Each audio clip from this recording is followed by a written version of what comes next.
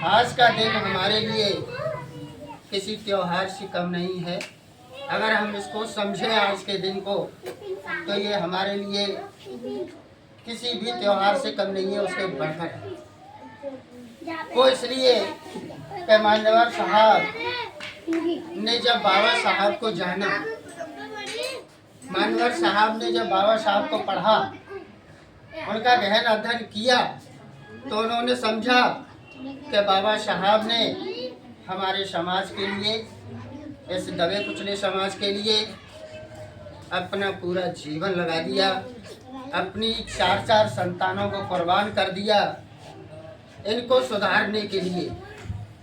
तब मान्यवर साहब की समझ में आया कि हमारे बीच में एक ऐसा भी महापुरुष पैदा हुए जिन्होंने अपनी 4 संतानों को कुर्बान कर दिया, पूरा जीवन इस समाज को सुधारने में लगा दिया, तो उनके सामने तो मैं कुछ भी नहीं।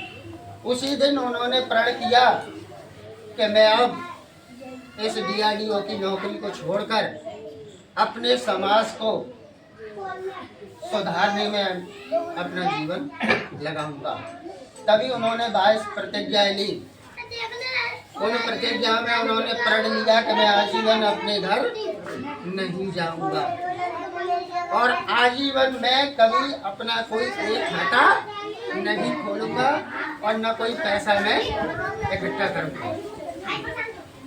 जो भी अब मेरा जीवन होगा वो मेरे समाज के लिए होगा, चाहे मुझे कुछ भी करना पड़े अपने समाज को सुधारने के लिए।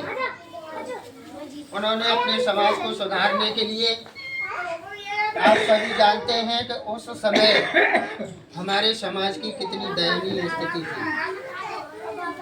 हमको उस समय पढ़ने का अधिकार नहीं था, धन रखने का अधिकार नहीं था, मकान बनाने का अधिकार नहीं था, रास्ते पे हमें चप्पल जूते पहनकर चलने का अधिकार नहीं था।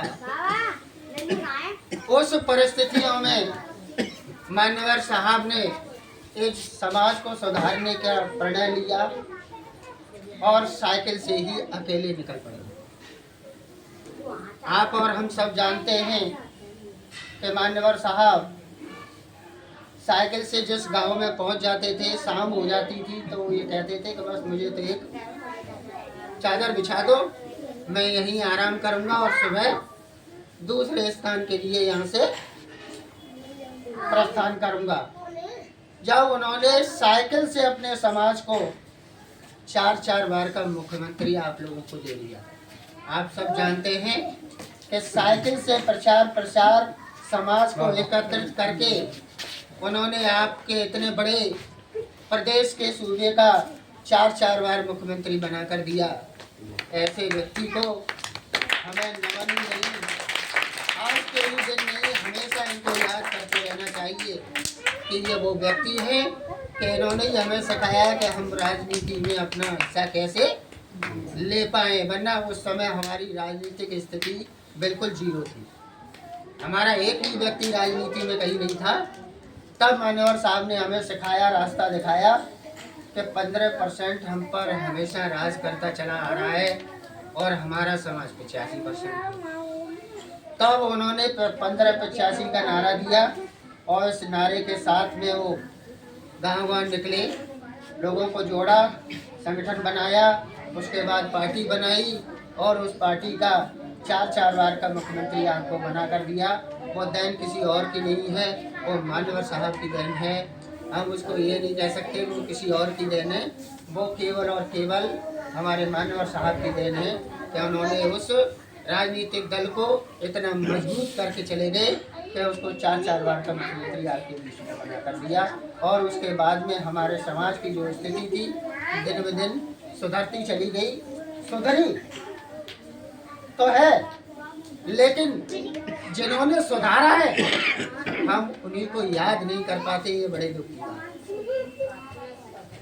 जिन्होंने हमें इस लायक बनाया कि आज हम अच्छे कपड़े पहनकर कुर्सियों पे आप लोग बैठे हैं और मैं आपके सामने अपनी बात रख पा रहा हूँ, आप मुझे ढंग से सुन पा रहे हैं। ये देन किसी और की नहीं है, ये सब हमारे महापुरुषों की देन है। उन्होंने आपकी जान की बातें रखी और यहाँ तक हमें लाने में मान्यवर हमारे मसीहा बाबा साहब जहाँ जिस रास्ते को छोड़कर, जिस कारवां को छोड़कर चले गए, उस कारवां को बढ़ाने के लिए मान्यवर साहब हमारे बीच में पैदा हुए। इन्होंने उस कारवां को आगे बढ़ाने का काम किया और आज हम देख पा रहे हैं कि उस कारवां को बढ़ाने के लिए हम अपना 1 घंटा भी नहीं निकाल पाए। तो ये बड़ा दुख का विषय है। हमको अपना जीवन का कुछ समय, कुछ पैसा महापुरुषों के मार्गदर्शन के लिए, महापुरुषों की पहचान के लिए, उनके बताए हुए रास्ते को आगे बढ़ाने के लिए निकलना भी होगा, लोगों को समझाना भी होगा, बात भी रखनी होगी और हमारे आने वाली जो नई जनरेशन है इसको भी बताना होगा कि हमारे महापुरुषों ने हमारे लिए क्या क्या बलिदान दिए हैं, तब जाकर हम आज इस स्थिति पर पहुंच पाएंगे। मैं एक बार पुनः